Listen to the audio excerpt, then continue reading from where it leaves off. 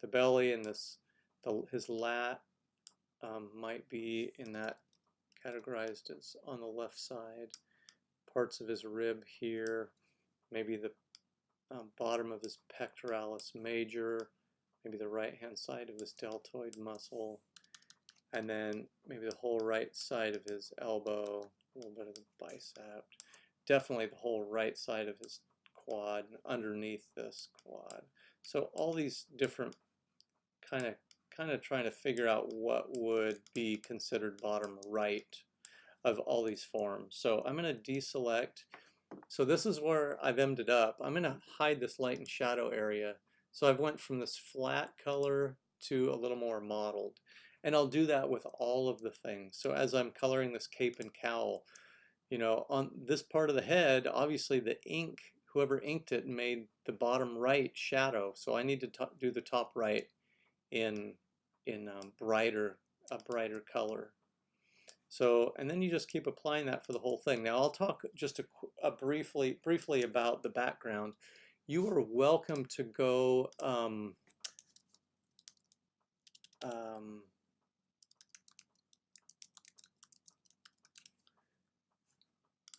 find some images online and put them in the background.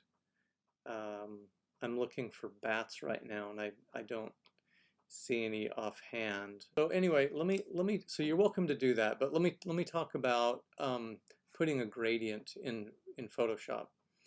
So if I click this gradient tool, it's real similar to Illustrator. There's a linear gradient, a radial gradient, and there's an angle and a reflected and a diamond. I kind of prefer to stick to these two. And what happens is, move this up a little bit and kind of extend this down so you can see down at the bottom of the toolbar, there's a foreground and background color. Those are something you should kind of focus on. So the foreground, I'm going to choose, so this pops up, I'm going to choose this light green, and then okay that. And then the background, I'm going to start with that green, but maybe choose something a little darker like this. Now, if I choose the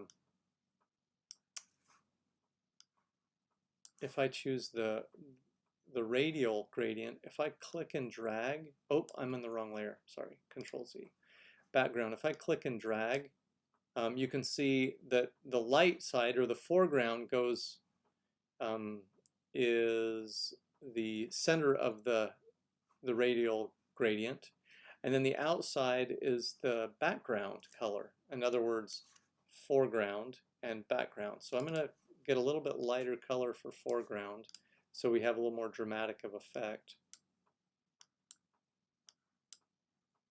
Now, right now it's kind of a monochromatic. I might want to do another version of this with like yellow and orange, so it's more like complementary, right? Which could be very interesting. We'll click and drag. Okay, that's a lot more dynamic, isn't it? So I may do that, and then if I wanted to, I could go in and pick some deep blues for his for the cape.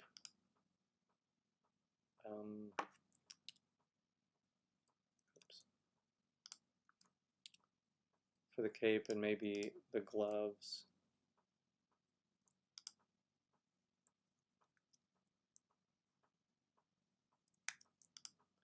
Okay, so you get the idea. So this is kind of, that's the idea. You can put gradients in the background, which you should do, it's a requirement, and then be sure to put your light and shadow on the figure, and then that's what you'll save as a JPEG and turn in.